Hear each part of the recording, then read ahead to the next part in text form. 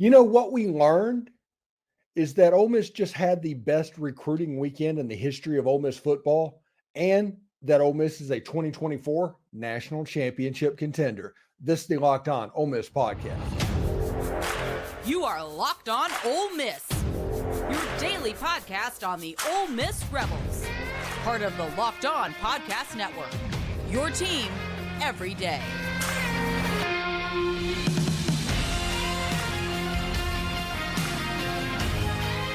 Hi, I'm Stephen Willis, a former staff member at Ole Miss and a 10-year veteran member of the national media at Yahoo Sports. Today on the show, Ole Miss just had the greatest recruiting weekend in school history, and they've gone from playoff discussion to championship discussion. I'll explain how in a moment. As I mentioned, I am Stephen Willis, and this is the Locked On Ole Miss podcast, your daily podcast on the Ole Miss Rebels, part of the Locked On Podcast Network, your team every day. We're free and available on all the podcast apps and YouTube. Thanks for making Locked On Ole Miss your first listen every day, and a special hello to the everydayers that make the show what it is. Today's episode is brought to you by Prize Picks. Go to prizepicks.com/lockedon and use code LOCKEDON, all one word, for a first deposit match up to $100. Daily fantasy sports made easy. Ole Miss just had the best recruiting weekend in the history of Ole Miss football. They landed commitments going back to Friday with Princely Umanmielen. On the next day, they got Tyler Barron, the defensive end out of Tennessee. They got Tamarion MacDonald, the safety out of Tennessee. They got high school recruits in Anthony Maddox out of Oak Grove. They got Kavion Broussard out of Zachary, Louisiana, committed on Saturday. And on Sunday, they got Juice Wells committed. And potentially another player is going to come onto the boat. There's crystal balls floating in all over the place. And by the time you hear this, he may have already committed. But as of recording, which was about 8 o'clock last night, he wasn't quite committed yet. So we're going to talk about him as a what if. We're going to talk about the others as what they are. And this is the best recruiting weekend that Ole Miss has had ever. Everybody talks about 2013 and what that meant whenever Ole Miss ran down that list of players. They ended up getting Laquan Treadwell and Robert Kindici and Laramie Tunsil and Tony Connor and all those guys. And it was just seemed like it stacked one on top of the other. That still didn't quite feel like what this weekend felt like for Ole Miss. Now, Ole Miss got the number 1 and number 2 edges in the transfer portal. That's defensive ends. They are a prohibitive favorite to land the number 1 transfer portal prospect in the history of the transfer portal in Walter Nolan. They got the number 1 wide receiver in Juice Wells. And earlier in the transfer portal, they got the number 1 linebacker in Chris Paul. It's like, you get a number 1 player. You get a number 1 player. We're going to do that bit in a little bit. But that right there made so many position groups better, them committing. And there's FOMO created, fear of missing out.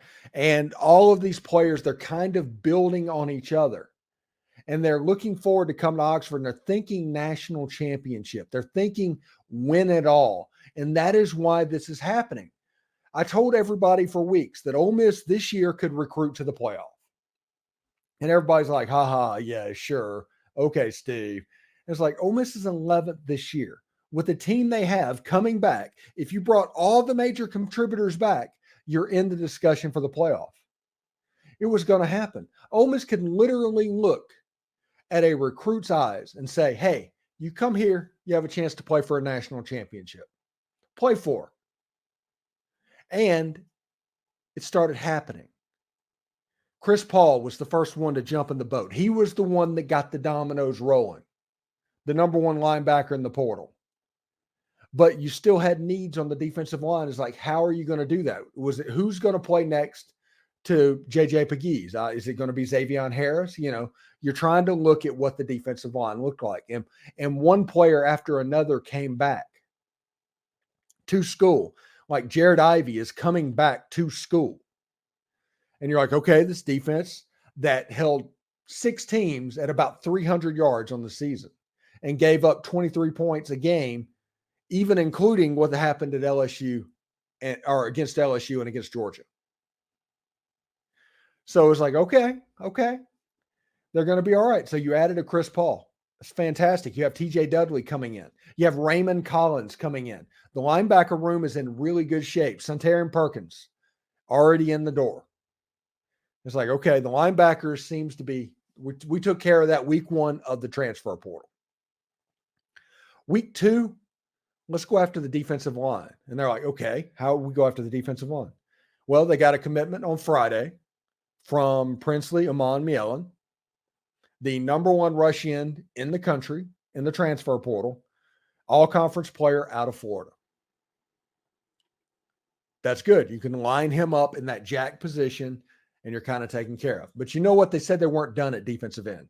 They went and got the number 2 defensive end in the transfer portal in Tyler Barron to bring him in and set him up and to work out a 3-man group between Barron, Umanmielen, and Jared Ivey. Fantastic. They're in good shape. Now you have JJ Pegues and you have Tre Harris, who you really like, and he has a potential to be a really good player. But you know what? As good as JJ Pegues is, there's nobody that was on that defensive line that really scared you. And the way it sits right now with Umanmielen and Barron, whichever one is in the game and all that, they're probably going to slide coverages to the defensive end that is sitting next to JJ Pegues, because that's what they want taken care of. How do you alleviate that? And the answer to that is Walter Nolan, who hasn't committed yet as I've recorded this, but he might commit by the time you're listening to this. RPMs and crystal balls and all of that are going in all over the place for what it could be. And why is Ole Miss recruiting Walter Nolan? Well, that's the secret to a great defense in the Southeastern Conference. You see 2 defensive tackles that can demand double teams and take up 4 of the key blockers at one time. Because if you try to get cute with them, all of a sudden they can wreck your game. Walter Nolan is a game wrecker. And he is going to demand that a center and a guard always takes care of him. 2 of the 5 offensive linemen are going to be on Walter Nolan every snap. Another double team, JJ Pegues. He has the quickness to where if you do not double team him, he can turn into a game wrecker. He's not at the level of Walter Nolan, but he's still a really good football player. So it's 4 out of the 5 offensive linemen taken, and that leaves a single blocker for Princely Umanmielen and Tyler Barron or Jared Ivey. You have an offensive tackle for one of them and a tight end for the other. And in some cases, they might leave in a second tight end. You might see a little, 22 personnel, 12 personnel, something like that to get on the field to protect the quarterback. That makes the offense a little bit less effective. So you have that level, right, on the defensive line. That's going to allow Chris Paul, that's Suntarine Perkins, those guys to just scrape, just be dudes. And the defense is going to get so much better because they're not going to have to cover as long on the back end. They're going to get more pressure on the quarterback. And all of a sudden, instead of 2.5 seconds to throw the ball, they have 1.8 seconds to get rid of the football. That's going to cause interceptions. And the defense is going to become a dominant unit. Real similar, honestly, to what Texas A&M became this year. That is what Walter Nolan, Princely Umanmielen, and Tyler Barron bring to the possibility. That is what's going to happen defensively. The defense is going to get a little bit better. And that's not even counting Juice Wells being added to potentially the best wide receiver room in the Southeastern Conference. The quarterback being a Heisman candidate, potentially the best running back in the conference. Lots of good stuff going on with Ole Miss football right now. This was simply the greatest recruiting weekend in Ole Miss football history. And that is because of not necessarily needs they filled, but how they filled them. Anyway, thanks again for making the Locked On Ole Miss podcast your first listen of the day. We're just getting started.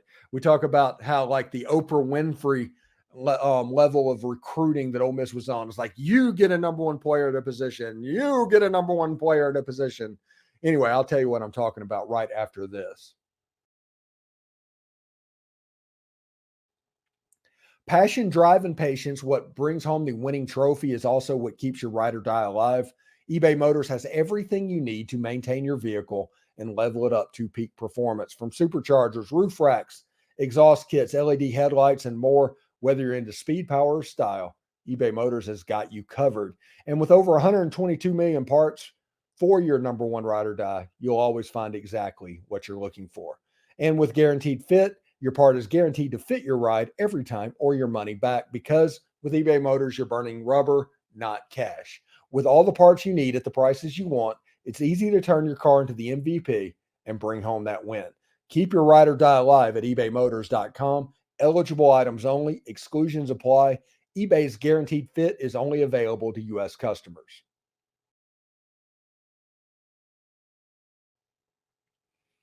Locked On has launched the first ever national sports 24/7 streaming channel on YouTube. Locked On Sports Today is here for you today, 24/7, covering the top sports stories of the day with local experts of Locked On, plus our national shows covering every league. Go to Locked On Sports Today on YouTube and subscribe to the first ever national sports 24/7 streaming channel. All right. So Ole Miss had an amazing recruiting weekend over the weekend. Absolutely phenomenal. And it could even get a little bit better with the addition of Walter Nolan, the consensus, basically number one transfer portal that has ever existed to this point. But that's not the big story that came out of the weekend. Now, we could talk about the fact that Ole Miss basketball kind of looks like a completely different animal, and we're going to get to that once we get past the Peach Bowl. We're going to get into basketball a little bit more. Tim Thomas does a video every week. Definitely check that out. He does a fantastic job talking about Chris Beard and his Ole Miss basketball team. But the story that came out of the weekend is Ole Miss went from the discussion of being in the playoff, okay? And Ole Miss is 11th in the playoff rankings. If the 12-team playoff was this year, Ole Miss would be at Ohio State playing Ohio State. That would have happened. But next year, we was like, okay, with all the playmakers coming back, Ole Miss should be about in that same ballpark. But you add these players and you see these position groups get better. Like, let's do the math again. You have a Heisman candidate at quarterback, multiple lists where he's appeared in the top 10 as a preseason Heisman candidate in Jaxson Dart. You have Quinshon Judkins, who is probably one of the best running backs in college football, that is going to get every set of eyeballs on the field every time he's on it. Tre Harris, who is potentially the best wide receiver in the Southeastern Conference. Deion Smith, who has the talent to be mentioned in the best wide receiver in the Southeastern Conference. Jordan Watkins, Mr. Reliable for Jaxson Dart.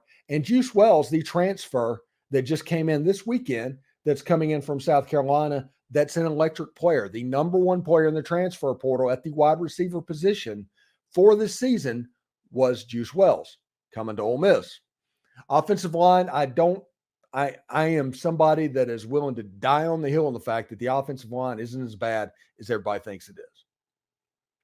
Ole Miss running so many RPOs and run blocking that makes it difficult to pass block. And when Ole Miss run blocks in separate ways to try and deceive the defense, if they're double A gap blitzing, those guys are coming straight through and it can be problematic. I think this offensive line is pretty good. In the one game that everybody's freaking out about, Ole Miss had two of their top three tackles out, and you were playing against a bunch of five stars. So I think they will be all right. You eliminated a lot of that by what you recruited in the transfer portal on the defensive line. Offensive line, I think you'll be all right. If Micah Pettis is lining up against Georgia, I think you'll be okay. Now, they're still going to be good. They're still going to be dudes, but I think Ole Miss needs to add. They don't need to replace, if that makes sense. I think it would be help if you bring some extra people in to push guys, but not necessarily recruit starters. That's my opinion on that. Defensive line, Ole Miss has a chance to be the best defensive line in college football if Walter Nolan comes on board. Linebackers, fantastic. Chris Paul, I think he got the dominoes rolling, or dominoes falling from the very beginning of this process. You have Santarin Perkins, five-star player, going to be a great linebacker. You have Raymond Collins, the number one JUCO linebacker, and you have several players that I'm probably forgetting at the moment. TJ Dudley coming in to play linebacker as well. And those guys are going to be able to freely move side to side, and they could be weapons at the linebacker position. It'll be interesting to see what they can do. They're a little bit more physically gifted than the linebackers that Ole Miss had in 2023. Defensive backs, if you look at the safety position, that was a concern for me. You have John Saunders you're still wondering about. You still are wondering about Trey Washington, but you brought in Tamarion MacDonald, who is going to be somebody that can play that nickel husky type position, playing a nice alley safety. You have Lewis Moore, who is my prediction for the Dejon Anthony type player this season. You have Chris Graves coming back. You have Cedric Beavers playing the cornerback position. You have Taz Nicholson. You have positional players of need that have been brought in already, and they're not done. They basically taken care of all of their needs from the very beginning, and now they just get to add depth as the season goes on, as the signing day goes on. And we're not even talking about the high school players playing the defensive line, who everybody knows I love those guys, and the running back depth and all of that stuff. The depth of this Ole Miss team is astonishing. It's nuts. This is a national championship level team, pretty much top to bottom. And I think that's pretty cool. Now, I'm not saying Ole Miss is going to win the national championship. That's really hard. Think about it. Georgia, for most of the season, looked absolutely dominant. They had one bad game, missed the playoff. 12-team playoff is a little bit different story, but it's probably going to be more difficult to win when you have to win 3 of those games, or if you're 9 through 12, 4 of those games. But Ole Miss should be in the possibility to where they're either hosting that first round game or they're getting a bye after the first week. And I think it would be absolutely hilarious if in the first ever 16-team SEC championship game and all that is Ole Miss versus Missouri. I think I would laugh pretty much hysterically if that were to happen. But nobody can tell you that Ole Miss is not a national championship contender. They are. They're in the discussion for it. You look what happened this weekend, they're absolutely in the discussion with it. If you're a defensive team playing Ole Miss, who do you stop? How do you set it up? What do you want to take away? What can beat you at that point? I understand that you want to stop the run. I understand you want to get after the quarterback. I understand that, but there's weapons that can hurt you, and they probably will hurt you 2 or 3 times a game. We've seen this. We've played Georgia. We've played Alabama. Those teams, we've seen what this looks like on the other side when you have a supremely talented football team. Defensively, they're just going to be able to squeeze a vice to where there's just not much hope for what you're doing. It's pretty fantastic, honestly. Ole Miss to be in this position. As somebody that has been a fan my whole life, my first game was Steve Sloan's last, and I know others that have been through it a lot longer than me. But my first game was Steve Sloan's last, which means early on, I got to see the wind blown back field goal, and that was probably the pinnacle of my watching career. I've seen two Sugar Bowls. That's pretty fantastic. 2 Peach Bowls now after this next one. And Ole Miss now is the 3rd best team pretty consistently in the Southeastern Conference. They still have to get over that Alabama hump. They still have to get over that Georgia hump. And that, honestly, that Georgia hump is probably going to be the key to the 2024 season. Whether Ole Miss is a bye or just to host a first-round playoff game is probably going to be determined on if Ole Miss beats Georgia that day. It's a weird thought, but it kind of is what it is. But this Ole Miss team can absolutely win the national title in 2024. Will they? I don't know. Do they have the talent? Yes, they absolutely do. Will they have the defense that is nasty? This has a chance to be a defense greater than the Land Shark level of 2008. A defense that is just a nightmare for teams preparing against it. It's like, hey, we can attack this position. We know that. But to do that, we need to protect. And how the heck are we going to protect? going to be absolutely fantastic, and it's really interesting to see what's going on. Still more to come on Locked On Ole Miss, part of the Locked On Podcast Network, your team every day. It wasn't just the transfer portal this weekend, as Ole Miss made some flip noise in the high school game as well. We'll also talk about two other players that Ole Miss is looking at, and that should be really cool as well. So stick around for that.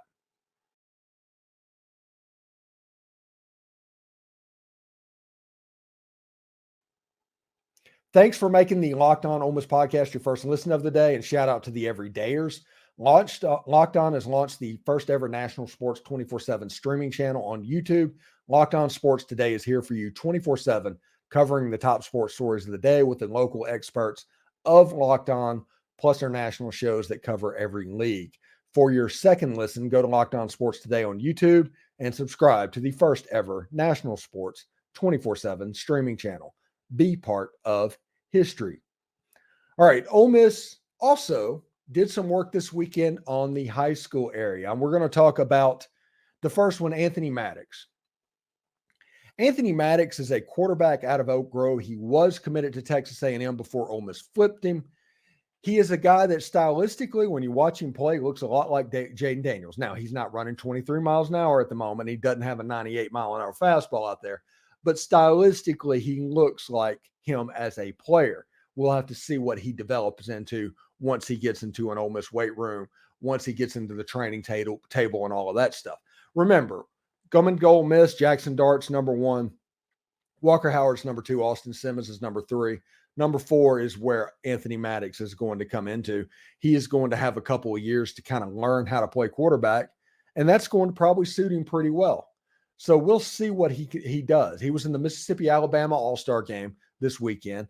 There were some struggles, as high school quarterbacks do in these All-Star games, because let's be real about this. Trevor Lawrence struggled in his Army Bowl because defenses and everything is set up to where it's pretty simple football and you just play straight up. You can't do exotic things. You can't do some stuff to make the other team pay.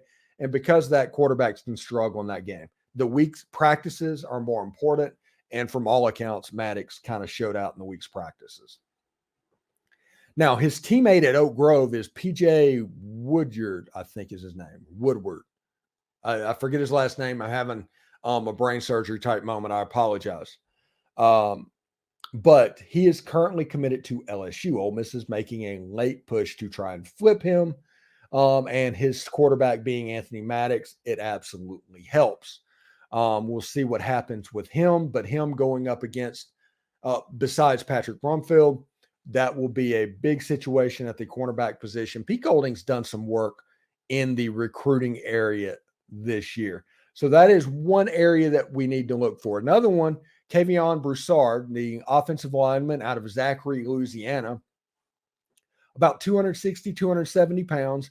He's probably going to need 2 years to be ready to play. He's a completely developmental prospect, but know that Mario Cristobal offered him almost immediately, and he's an offensive line guru.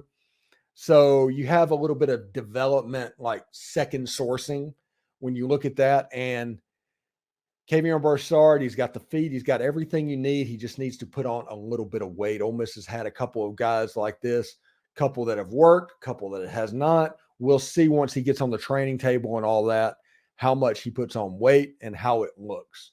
Kavion Broussard has a chance to be a dominant offensive lineman at the college level. He has a chance to be an absolute first round left tackle type player. That is his ceiling. This lightweight and everything, and him needing to gain the weight and all that before you learn how to use your hands and play with technique against much, much bigger players, that is going to be a big, steep learning curve for Broussard. And it's probably going to take him 2 years, but he has flipped to Ole Miss. Now, the last one is Braylon Burnside. And I've heard a couple of rumors on Burnside. First of all, it is that Mississippi State absolutely will not let another player from Starkville go to Ole Miss. Everybody's heard that rumor, especially with Jeff Lebby. Jeff Lebby's trying to create momentum and all of that stuff with the Mississippi State Bulldogs. And, you know, good for them. They're doing what they need to do. They're doing what they want to do. But I heard at the beginning that, like, when all this stuff, they're going to back off Braylon Burnside. And then all of a sudden he gets down to the Miss Al game, and all of his stuff seemingly is Ole Miss, from gloves to backpacks to all of that. And everybody's talking about it. Anthony Maddox and all of the Ole Miss crew, Tamarion Franklin, they're all working on this young high school player. And you're like, okay, interesting. Now, he's going to sign Wednesday. Nobody's going to know where he's going because he's going to announce at the Under Armour All-American game. It's good for him. I think Ole Miss went through that 2 years ago with the Army All-American game with Davidson Igminosa. That's absolutely fine. I think that Ole Miss has a better than puncher's chance in this one. I think that if you ask the kid, he wants to be in Oxford. I just think that perceptionally, Mississippi State has to sign this kid. And I think they will break the bank to do it because of what he represents. Good football player. Him lining up again with Nareel White, and I saw him lining up beside J.J. Harrell.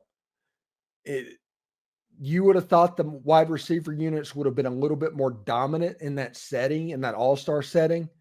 They kind of weren't. So I don't know exactly what to make of what the high school ranks look like right now. I want to see what Braylon Burnside looks like when he goes against those Under Armour All-American players in practice in a couple of weeks. I think that's going to be a big deal to see exactly what happens there. Like I said, I think he's a really good football player, and he returned punts and he did all of that stuff. I'm not 100% sure if the problem is that maybe the players weren't as good as we thought they were, which I don't think that is what happened. Or was it a situation where the coach that was coaching in the all-star situation didn't really know what was going on? I don't know.